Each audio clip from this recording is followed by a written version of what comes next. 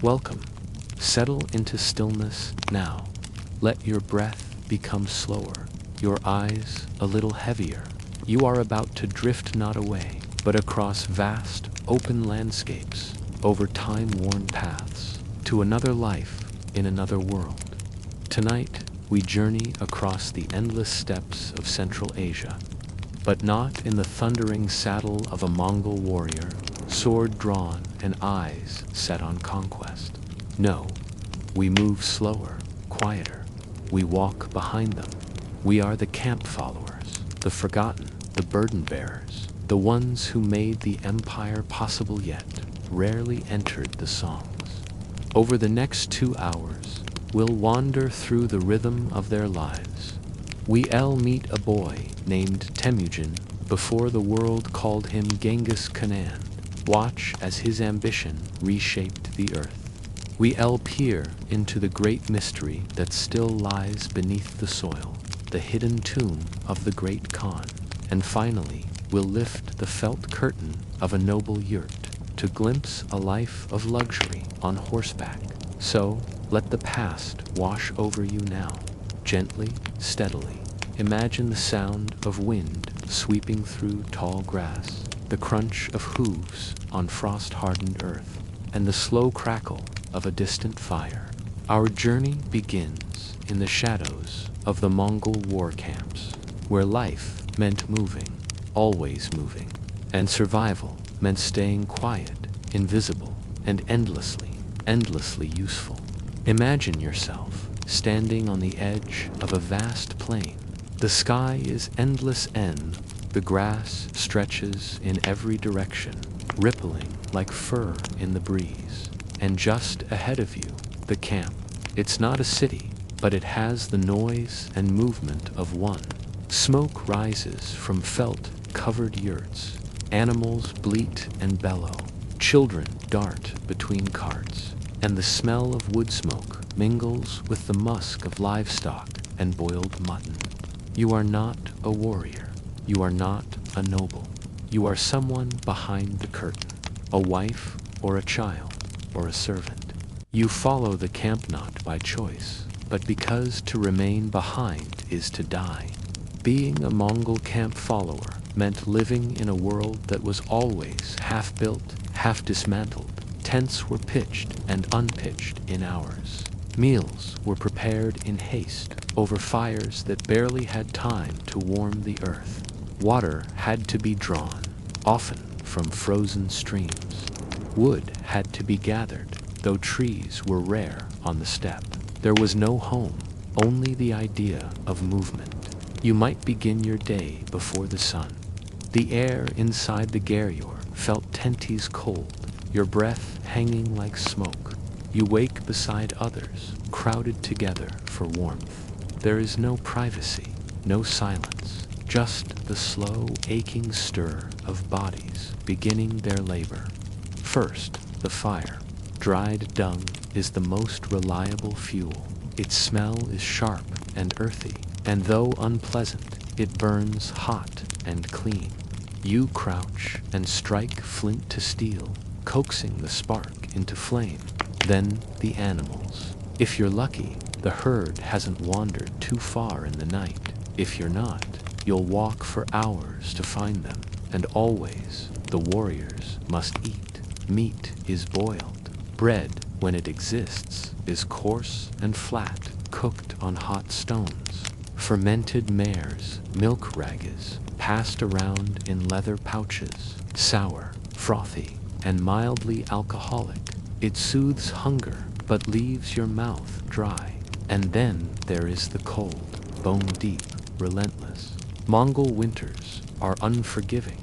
The wind claws through your clothing. Your hands crack and bleed. Your skin peels. Yet still, the work must continue. You give birth in these tents. There is no hospital, no midwife, unless your clan is large or fortunate, just other women. Perhaps your mother, perhaps no one at all. And after the birth, you keep moving, always moving. Disease travels with the camp, so does lice and fear. Raids come suddenly from rival clans, angry locals, or those simply desperate. You might wake to shouting, or not wake at all. Yet, there are moments. Evening comes, the warriors rest. A child laughs as it chases a goat. A song low, mournful echoes across the dusk. You sit by the fire, rubbing warmth into your fingers, and for a moment, the world is still. There is strength here, not the strength of war, but the quiet strength of endurance, of women and men who bore burdens, who gathered what was needed, who kept moving so the empire could too. And in this strange, hard rhythm of life, you begin to understand something essential about the Mongols. They did not conquer because of one man. They conquered because behind every arrow shot, behind every horse galloped, there was someone like you, someone unseen, someone who made it all possible. So as you drift through this ancient camp in your mind, feel the rhythm of their lives, repetitive, strained, but steady, a drumbeat of survival echoing across centuries. Imagine now the steppe again, but not in the bustling shadows of a war camp, not yet.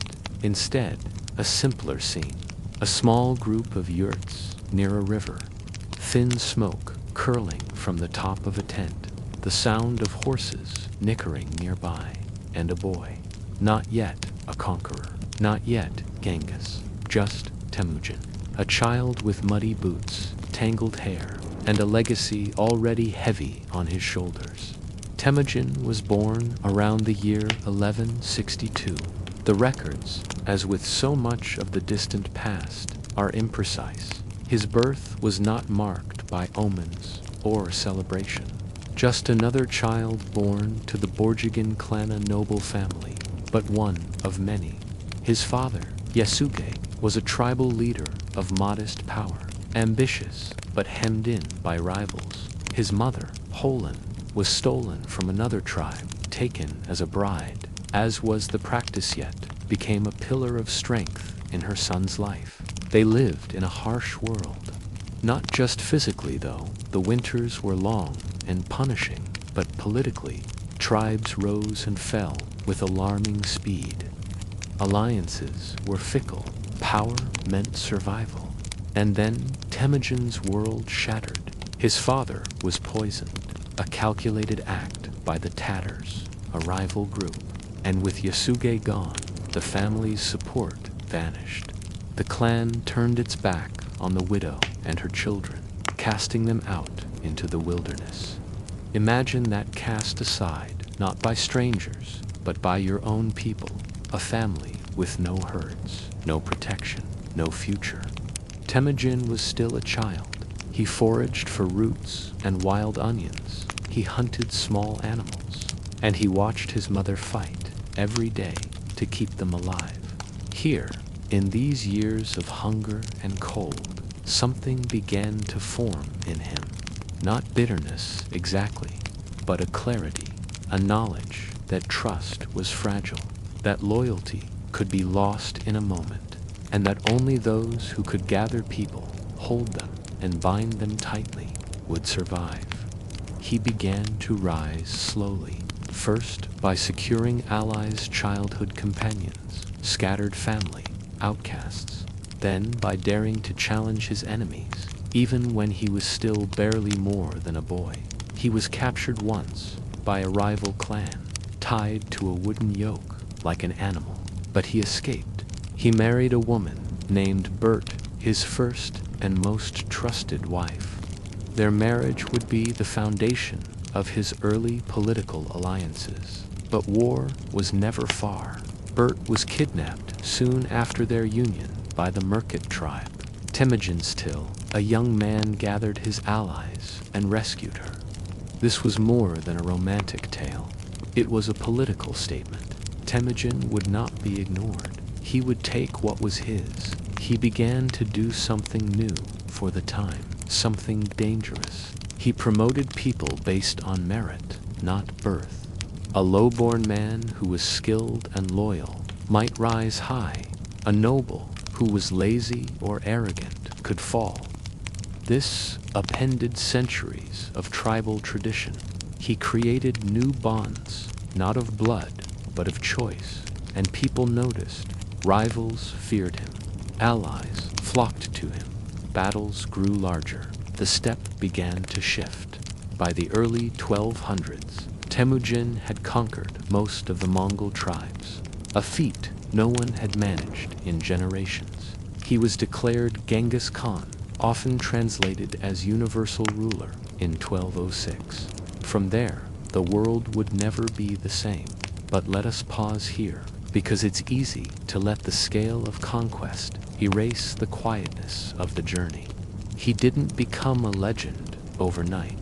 There were years of slow gathering, of betrayal and loyalty, of frost-bitten mornings and tense campfires.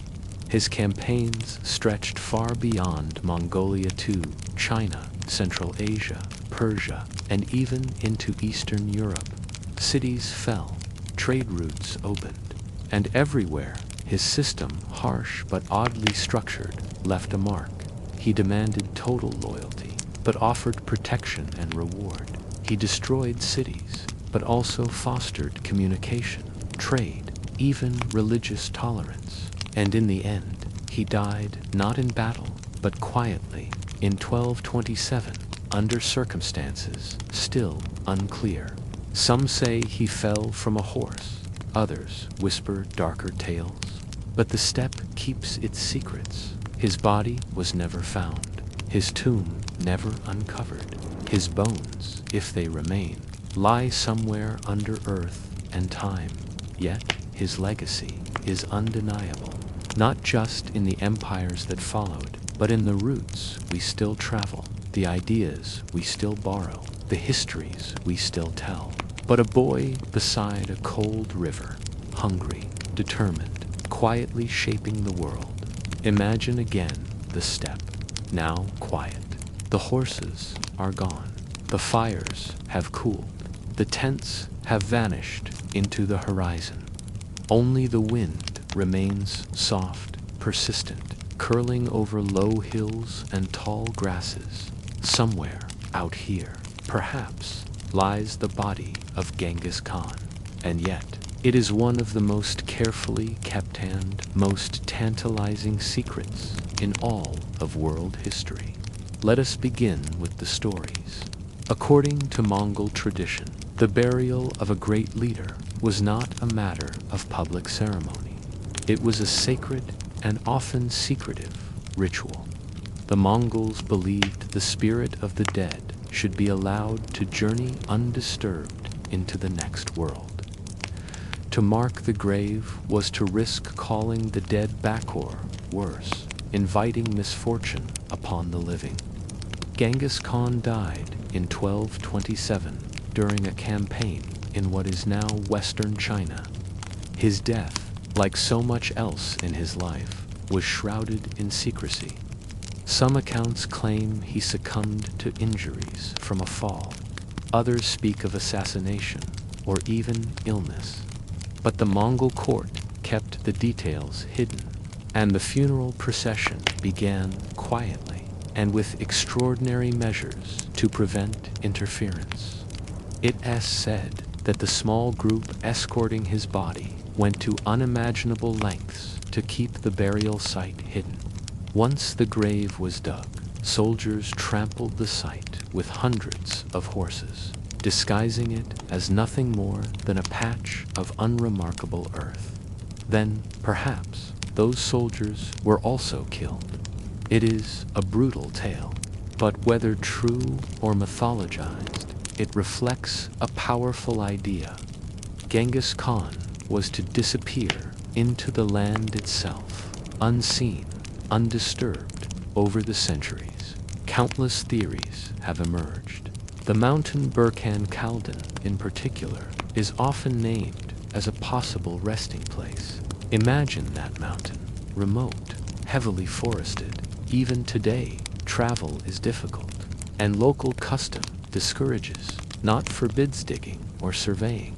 The mountain is a sacred site. to desecrate it in search of treasure, would be seen not only as disrespectful, but dangerous. Still, that has not stopped the curious.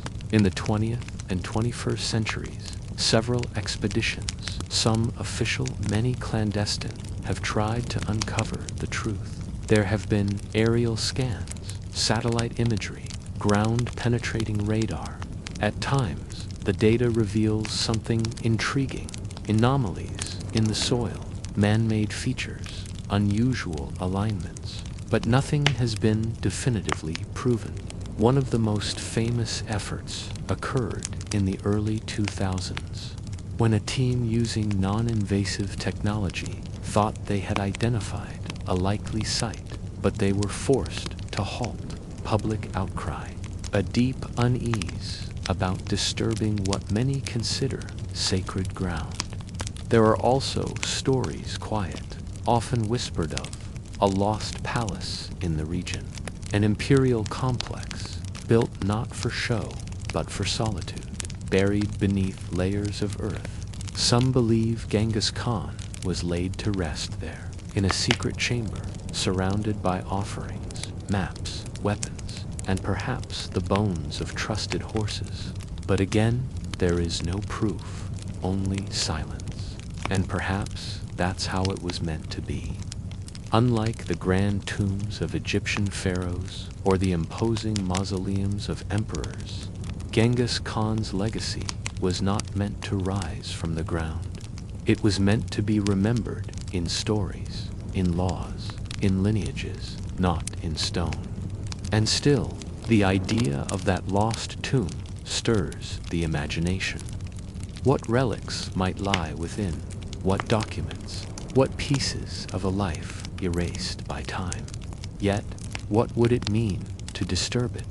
Even those who long for discovery often hesitate, not out of superstition alone, though the stories of curses persist, but out of a strange reverence, a feeling that the man who moved the world deserves his rest, and somewhere, perhaps beneath your feet, if you were to walk there, he lies, not in a grand tomb, not marked by statue or stone, but in the earth, as he wished, hidden, undisturbed, returned to the land that made him. And so, as you drift deeper into this quiet moment, let the thought rest with you, gently, that some stories are not meant to be solved. Some lives, vanish into silence, and in doing so, become legend. Let us begin again with the yurt, round low, a circle of felt and wood standing against the wind. You've seen it before, but this one is different. Step inside. It is warm comfortably so, not from a simple fire, but from layers of thick wool and clever design. Your feet press into heavy carpets. Chinese silk drapes flutter lightly near the entrance. The air smells not only of firewood and earth, but also incense, and something faintly floral. A painted chest gleams in the low light, its lacquered surface bearing delicate cranes and cloud motifs. You are in the home of a Mongol noble, still nomadic, still mobile, but far from poor. The Mongol elite, though ever on the move, brought luxury with them. They were not tied to cities indeed. They often avoided them, but they carried the world's finest goods in their carts. Gold bowls, porcelain from the Song dynasty, ivory combs, and textiles so finely woven you could pass a thread through the eye of a needle twice. The yurt itself, called a ger, was no crude hut. It was a marvel of efficient engineering, portable, strong, warm, and able to withstand the harshest climates. The support poles might be painted red and gold. The roof ring, called the tuno, carved with symbols of the sun and stars. Servants moved quietly inside. They knew the rhythms well, when to bring tea, when to disappear. In wealthier courts, music was played on the maureen core, the horsehead fiddle. It sounds slow and haunting, echoing like wind across the hills. And Fuda, the food. This was a culture built on the products of the herd, meat, milk, and more milk. But in noble households, the simplicity of ingredients gave way to elaborate preparation. Dried curds, rehydrated and sweetened with honey. And of course, fermented mare's milk hair poured into silver cups, passed with ceremony and pride. While common herders drank from carved wooden bowls, the aristocracy might drink from imported vessels, Persian metalwork, Chinese ceramics, or glass from the Middle East. It might seem surprising such wealth in motion. Caravans followed them, carrying not just tents and provisions, but luxury goods, diplomatic gifts, court records, and fine clothes, silken robes in indigo and crimson, boots lined with fur, belts with silver clasps. Imagine a noblewoman in this setting. She wears layers of brocade and felt. Her headdress is elaborate, perhaps adorned with beads, feathers, and silver coins. She commands respect, and politics, too, took place here. Envoys from distant lands were received inside yurts like these, not in stone palaces, but beneath felt roofs. The emperor of the Yuan dynasty, Kublai Khan, grandson of Genghis, ruled from a capital, but also kept to this nomadic rhythm, even as cities grew under Mongol influence. Karakoram, Shangdu, Khanbalik, the soul of power remained in the tent. There was something symbolic in that, a reminder that wealth and permanence need not be tied to stone, that influence could ride, that elegance could be packed onto a cart, rolled across the earth, and unfurled again at dusk. Now imagine, as evening falls, the yurt glowing from within. Outside, the sky deepens to violet. The air is sharp and still, but inside soft laughter, the murmur of a song, the scent of lamb and pine resin. It is a scene both intimate and grand, not built to last, yet steeped in legacy. And then, in the morning, it will all be gone. The carpets rolled, the fire doused, the structure dismantled, loaded onto oxen, horses, or carts. By midday, the plain will be empty again, the only trace a circle of flattened grass where a kingdom once stood. Such was the luxury of the Mongol elite, not in permanence, but in presence, a kind of beauty that moved, and in moving endured. And now the fire is low, the night is deep, and our long journey across the Mongol world comes to a quiet close. We have walked behind the warriors, felt the strain of a life spent moving, cooking, carrying, enduring. We've watched a child, Temüjin, rise through hunger, betrayal, and ambition to become Genghis Khan, a man who remade the world, not with mere brute force, but with vision, discipline, and unshakable will. We wandered the hills, still echoing with his silence, searching for a tomb that does not want to be found, a secret cradled by earth, protected by centuries. And finally, we stepped just for a moment into a world of quiet elegance, gold thread shimmering in a yurt's dim glow, fine silks folded beside worn saddles, luxury unmoored from walls and roofs. This empire was not what many imagine. It was harsh, yes, but also sophisticated. It was mobile, and yet deeply rooted in identity. Its greatness came not just from what it conquered, but from how it held together such a vast, wild, contradictory world. And through it all, the rhythm of the steppe, the slow, constant movement of people, the hush of snow under hooves, the low murmur of wind through felt walls, the daily work of those whose names are lost, but whose hands carried empires. Now, as your own breath softens, as the room around you fades, you might picture that endless plain once more. A fire glowing like an ember in the dark. A tent standing firm against the wind.